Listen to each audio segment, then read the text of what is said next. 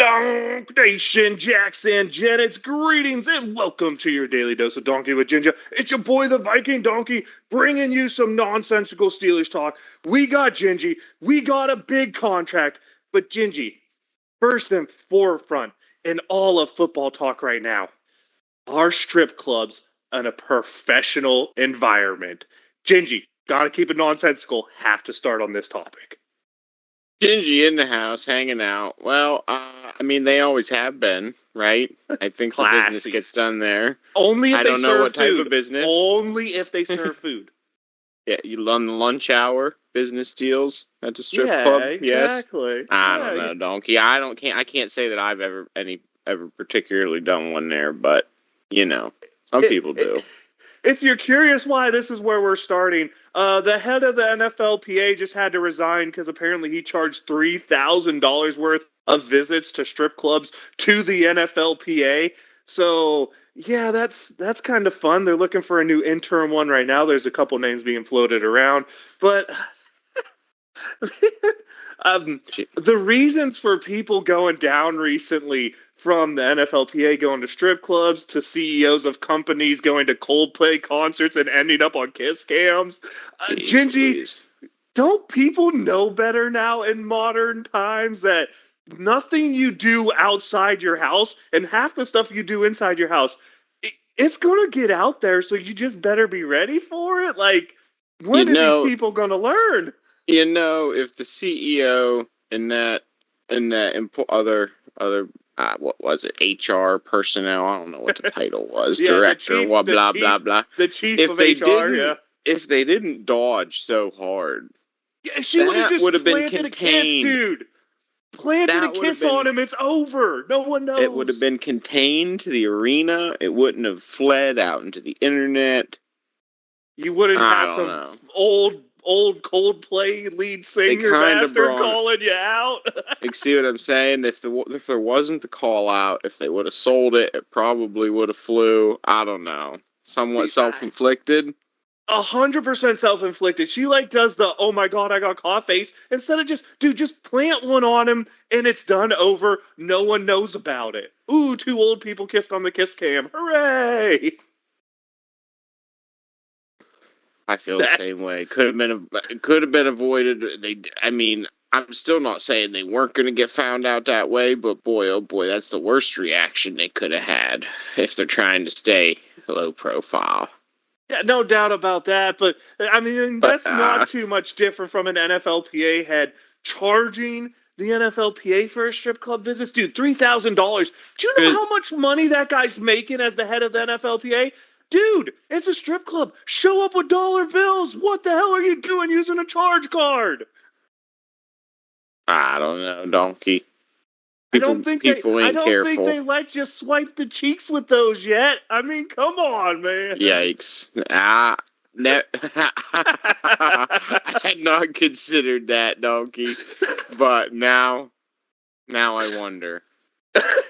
Soon enough, dude, there's just going to be like a QR scan in there. You just scan it with your phone. Your amount shows up right in front of her on the pop-up HUD on the Google glasses. Next level. That's nonsensical. We're off the rails. Speaking of dollar bills, I guess, how about Steelers are giving some out? T.J. Watt paid the most of any non-quarterback in NFL history. How do I feel about that? I don't know if I really care, honestly. I think we overpaid him, yes. Do I think he is worth more than Myles Garrett? Yes. Do those two things happen at the same time? Yes. I don't know, Gingy. You tell me where you're at. Well, yes, I think TJ Watt is a core central part of the defense on this team. You know what this spells for me, though, Donkey? I feel like we're still leaning towards a defensive-minded team. We're really investing heavy on that side of the ball. Don't get me wrong, TJ Watt is a once-in-a-generation if he stays healthy, right? Even if his production... Okay, so if his production stays consistent and he wins a playoff game or two and actually shows up in a big moment, everybody says this is beautiful, right? Right. But my question That's what I'm looking forward to. My biggest question for you is this a payment of past production or future expectations? Because let's be honest, the TJ Watt of the last few years, like outside that 22 sack season, what was that, 2, 3, 4 years ago? This is a guy who has utterly disappeared in the playoff games in the last 5 years and mostly the whole month of December. It really feels like this is another one of those contracts where the Steelers are paying for past performance and not future play. And I might be okay with that because of this reason. It's only a 3-year deal, and by the time those Steelers are in their next window, because they're looking like they're going all in this year, and a rebuild's going to start. So by the time they're in their next window where they need to pay to get that talent together, TJ's Watt contract should be gone. So maybe I don't hate it as much this time, but it really feels like one of those deals to me, Gingy. Yeah, I hope not, Donkey. He's got a real. What was he making before? What? Because this is the second time Third, he's been the highest. He's been the highest paid non QB. Right, but didn't Myles Garrett one up him right after he did it last time? Yes. I feel like it was one of those scenarios where this time it's the other way around, but maybe I'm wrong. Feel free to correct me in the comments if I am. Not afraid of being wrong. I put all sorts of crazy takes out there. You don't believe it? Listen to the last 3 years. Myles Garrett also got 4 years instead of 3, but also a year or 2 younger than TJ. I don't know. I hope he's it also works a out. little I think better built to sustain long term into the end of career type of stuff. I mean, you're talking another, 20, 30 pounds on a very, I think they're the same height. So you're talking another 20, 30 pounds. TJ Watt is that like bottom end of what you want for an edge rusher size wise. Myles Garrett's more like, dude, I went to the genetics lab and I built this dude. Yeah, you freaking did. Too bad TJ Watt outproduced him. Cornfields win. That goes back to the argument I've heard all season. I've been making all season that if you don't have to put the miles on TJ Watt and that defense as a whole, as does a 3-and-out, 3-and-out, 3-and-out offense, I don't know. Maybe he's available in December. You weren't here for it yesterday, but me and Zoidie were talking about that. I said, I don't hate this deal, but the Steelers have to put TJ Watt on a before December 60% snap count. He cannot play more than 60% of the snaps in any game before December because we need him at the end of the year, and he has proven now through multiple seasons, maybe 1 or 2 exceptions over 8 years, that this dude wears down at the end of the year, just like those physical type of running backs with this new 17-game format. It's still kind of new, you know. You need to protect an asset like him. I really think he needs to be on a snap count. Well, yeah, you know, he wears down during the season, as does our record, usually. Donkey. Wears down. Starts off strong. Lots of reasons for that, but yes, you were absolutely correct. That's a big one, I think. That's a big one. I think the biggest one is predictability, and by the end of the year, and I say this every year with the Steelers, is the Steelers, and they've said this before, what you see at the beginning of the year is what we're going to do at the end of the year. Terrell Austin mentioned it last year. No, we're still doing the same stuff we do week 1. That's how we play. All these other teams adjust through the season. The Steelers stay the same. To me, that is the biggest reason for the late season collapses of the Steelers. But yes, players wearing down, that does happen. But that happens to everybody. To me, the one thing the Steelers don't do that everyone else does is adjust during the year. That's one thing we haven't been able to adjust during the year. Pretty much one trick ponies. Got to be able to run the football. Yeah, you got to have play design and my wife only gets to watch like 3 or 4 games a year, but she hears me break them all down and do this. You have to get to the point where my wife's not calling the plays out from the couch. Okay, even with Arthur Smith last year, there were still moments where you're like, oh my Jesus, I could tell you what play's coming because we've ran this play 22 times this year, and 22 times it's been a toss play to Najee. Oh, there's the 23rd for a loss of a yard. Woohoo! Oh, Skoronek's in. Screen pass to the left.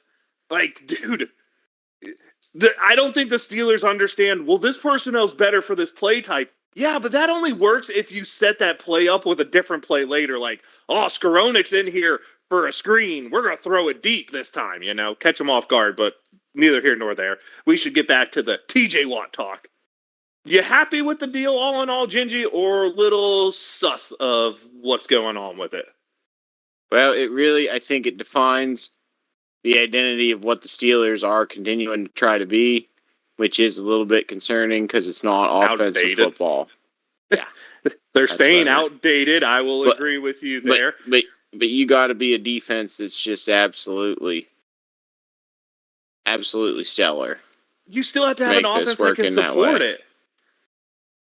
Like, that's what I don't think they realize. You still have to have an offense that can at least carry its own weight, if not be good.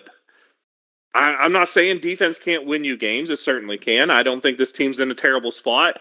I do personally think, though, maybe Juwan Jennings in a third-round pick would have been more valuable than TJ Watt. And I hope TJ proves me absolutely wrong. But I'm not upset because the deal's not overly long. I'm a little upset because I think he's getting paid for past performance rather than future production. And honestly, hot take that people aren't going to like, he wasn't even the best player on our defense last year. Without a doubt, that was Cam Hayward. Like, we just paid him the most money any non-quarterback's gotten. He wasn't even the best player on that unit last year. Something to consider, Donkey. And trust me, that one kills me to say because I said we should have moved on Cam from a while ago. But my God, who saw what 33-year-old Cam Hayward having a song, dude? Good for him, by the way. But again, he's built like a hit. Cam Hayward's built like a tank too. So I guess not overly surprising that he could stand up a little bit. But I don't. I give this a C grade, Gingy. I'm gonna grade this signing, and I'm gonna grade it a C. It is a passing grade to me. It's nothing special. It's a passing grade. What do you think? It's still something special. Steelers don't max super deal everybody, all the time. Clearly considered a cornerstone of the franchise. Clearly leaning on a defense as a cornerstone, which means I really need to see something additional from what I saw last year.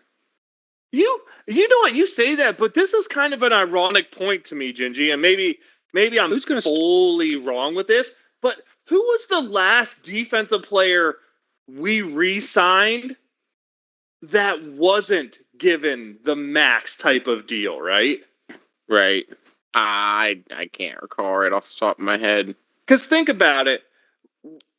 When we signed Cam Hayward, he was top interior defensive lineman money, right? When we re-signed Minka Fitzpatrick, he was the highest paid safety in the league. When we re-signed TJ Watt, he was the highest paid defensive player of the year. So I honestly think this is just par the course for the Steelers to absolutely pay genuine big money to defensive players. And I feel that's been the way it's been run since. I'm trying to think who the last one we probably let go when they were still that way was. Because the last player before that would have got the re-contract was Stephon Tuitt, but he retired before his deal was done. Yeah, I can't think back to a guy that when we re-signed him, we didn't pay premium for. And does that show something, honest question, does that show something about Pittsburgh Steelers' inability to draw in talent that even to keep our own talent, we have to pay the premium dollars that teams like the Cleveland Browns have to pay? Are we falling down? Does this move show that the Steelers are falling down a tier in terms of a destination for a football player? Well documented, and I think that is the truth. Got to get with the times, got to spend the money, the facilities, the perks. This is how the world is run nowadays, Donkey. I didn't even think about it this way, Gingy, but that is concerning, right? Like the fact that the Steelers can't even get their own homegrown, been here for a decade talent to take even the slightest pay cut to be a Steeler. That is concerning, Donkey, but I thought you knew. I've already come to terms with this. Dude, it's like, those things that are right in front of your face and you just kind of, it goes without you saying you noticed it, but you never really thought about it. And then someone points it out and you go, my God, dude, like I knew that to be true, but I never let myself go there, right? Oh, I see. I don't know. I kind Am of. I allowed to have one of those moments as a guy who's a super critic of everything this organization has Ah, done recently? no, it's questionable. But Like, I've called out their inability to draw in free agents, right? But I never really considered the fact that none of their players even take a cheap deal. Like, think about how much money we paid DK Metcalf. Like, we have to okay. promise these guys literal top dollar to get them to come in. Are you going to be able to build an organization that way? Because Well, nah, that's not if you're not able to stay in home. Well, first of all, you got to develop homegrown talent on the offensive side of the ball, fair. right? When is a lot? We're just getting through our couple waves of offensive linemen in the first round, right? We're going to see whether any of them are worthy of a second contract, Correct. and I I believe think Roger Jones' fifth-year option is due after next season. that'll give us a better idea, I think, Donkey, of where we stand with how we're paying those guys on the That's offensive fair. side of the ball, in my Okay. opinion. Because you made the point that we're doing it defensively, yes. Yeah, we've always paid our defensive guys and who would have been the last offensive guy we signed outside of Ben DeCastro? Yeah, I think so, right? Firemouth. Firemouth just got a second contract.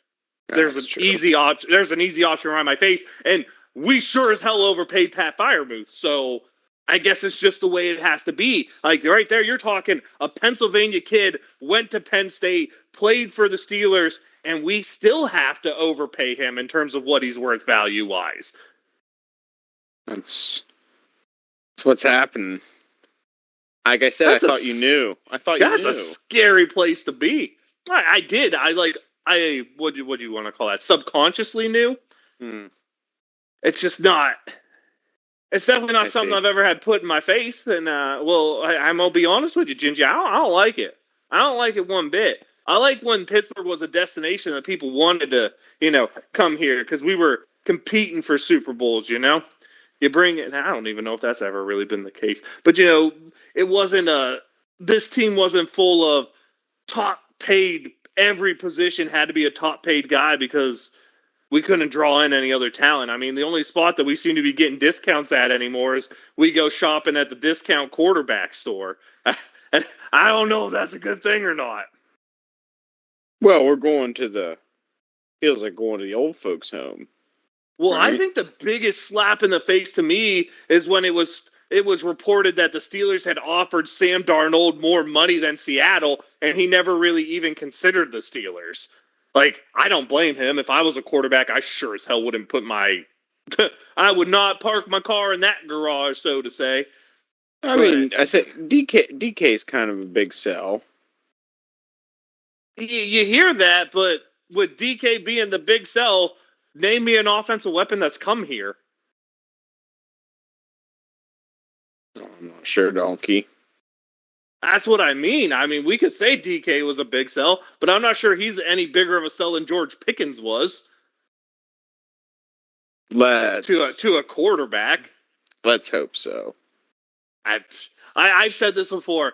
They both prima donna wide receivers. I've been in Seahawk Nation enough to know that half of them were happy to get rid of him because they didn't like his antics. He's a dude who's going to take a personal foul at some point in the year in a really bad spot. I'm not saying he's a bad wide receiver. I think he's the type of guy you need, but I'm saying I guess what I'm trying to get at here, and we'll keep this as the last point for this nonsensical day, is what the hell do the Steelers have to do to become a spot again? A spot where talent is willing to come, a spot where talent develops and stays, a spot where talent does not just want to leave at the soonest possibility. And say what you want, man. Najee Harris was as happy as could be to leave. We have all those cases recently of all these players being happy to leave. Javon Hargrave was so happy when he got out of Pittsburgh. What do we have to do to be a spot where these players want to come and, more importantly, want to stay? Not sure. Not sure, Donkey. And I don't know why TJ Watt signing made me think of that, but it is what it is. I hope TJ goes out and sets the sack record this year with the nice little asterisk of 17 games. But maybe he'll do it in 16 so there doesn't even need to be an asterisk, right? He can just sit week 17. Who knows? That's what I'm hoping for. Any other fun stuff you've seen, Gingy, out there in the football world? Nap just was watching them Steelers. I think they're finally. I mean, this is the product, right? Mm-hmm. This is. Yep. I mean, there's no more. Are there any more pieces coming here, or what? I hope there's a wide receiver coming. I really do, because I don't want to bank on one of these young guys developing. But if no one comes, I hope one of the young guys does develop. One last thing I guess I want to get to before I ask if you have a shout out, which I'm pretty sure I know the answer for. Did you see Cincinnati's first-round draft pick going back to work out at Texas A&M, and a lot of people saying if he doesn't get the guaranteed contract that he wants from the Bengals, he might go back to Texas A&M and play another year? Any thought on that, Gingy? Dang. I mean, that's a heck of a precedent to set. The Bengals are always at the center of this business, ain't they? Well, my biggest thing... bungling it up. For him as a player, he has to realize on the latest CBA, there's a clause in there that even if he skips a year, if he comes back the next year, he's still the Bengals draft property. He doesn't get a chance to be redrafted unless he sits out 2 seasons, because he has to be a year removed from his final college football year. If he goes back or from what it would have been. So even if he sits out this year, he still would have had a year of eligibility. It's the same thing. You have to see, he has to sit out 2 years to not be a property of the Bengals. Man, I kind of respect it if you end up somewhere you really, really hate, more so as a quarterback than anything else, because as a quarterback, you could get killed somewhere. But if he does go back to college knowing that he'll have to be the Bengals property again, dude, that is a bold move. Bold move. Really shows I think the increased incentives to stay in school that have been set up through. Yeah, you do have to wonder how much money he'll get if he does go back one more year. Yeah, dude. If you're a quarterback and you're not going to be a first-round draft pick, dude, just put your name in that transfer portal and get yourself as much money as you can that last year of college. Because you know these teams are going to be paying for quarterbacks until someone puts a little bit of law in the wild, wild west, Gingy. A little bit. Totally changed the game. Hey, I'm happy. I think those kids should get paid. You can't tell me a college football coach is worth $9 million and the star quarterback's worth a scholarship. It's something to consider. I mean, but here we are, right? We're now competing money-wise with the pros. Yeah, I don't think it should be that way, but I prefer this style to the style it was before. I'm going to be honest with you. Just for all those, think of all those great college athletes that you know of, that you have memories of, that you played as in a video game, that didn't get a single dime because they weren't next level good. I think it's awesome. I like them getting there. Do you remember before the CBA clamped down on rookie contracts? Oh, yeah. Some of these guys coming out of college, what they were getting in the NFL. Eli holding hostage the Chargers, yeah. See, that's the type of money that discourages you from not signing with your team. Like half the first, if you were going to be a first overall pick, they normally had a deal in place before you signed because they didn't want to get stuck in that, oh my God, what if he just holds out and makes us pay $1 jillion type of stuff? Right. Yeah, I do. Those are...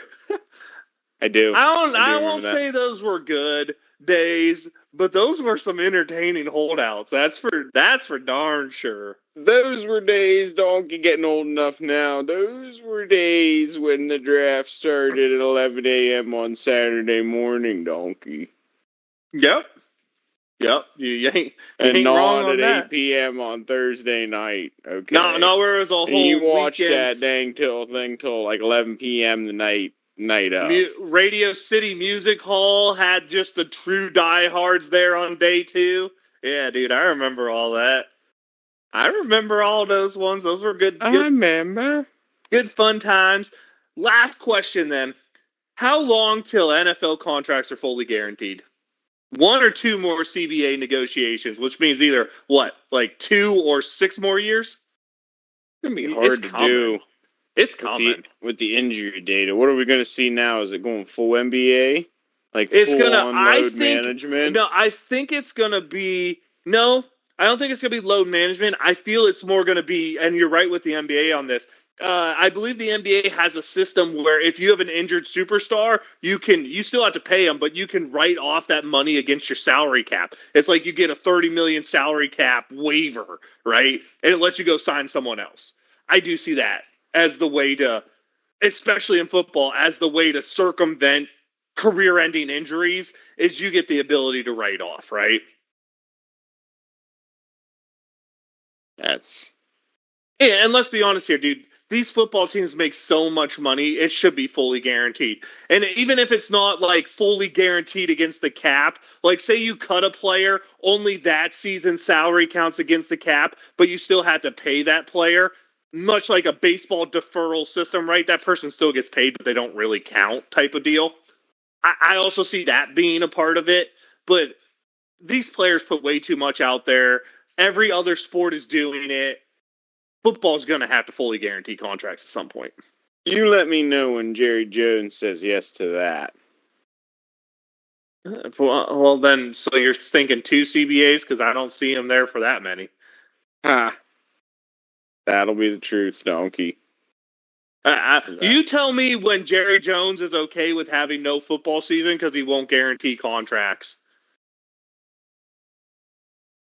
We'll have to see, Donkey. That, to me, is the big thing, is eventually the NFLPA is going to say, this money's either going to be guaranteed or you ain't getting players. And that's when it's going to happen. When the NFLPA finally gets a head who has a pair and knows, hey, they're not going to put out a product like the UFL because no one's going to watch a product like the UFL the way they do the NFL.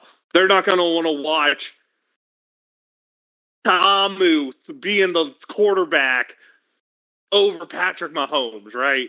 Like you're talking the third string quarterbacks in the NFL are superstars in the UFL. No one wants to see that. We don't want to watch the replacements. There ain't going to be no Keanu Reeves beating a team of all-stars in this world, okay?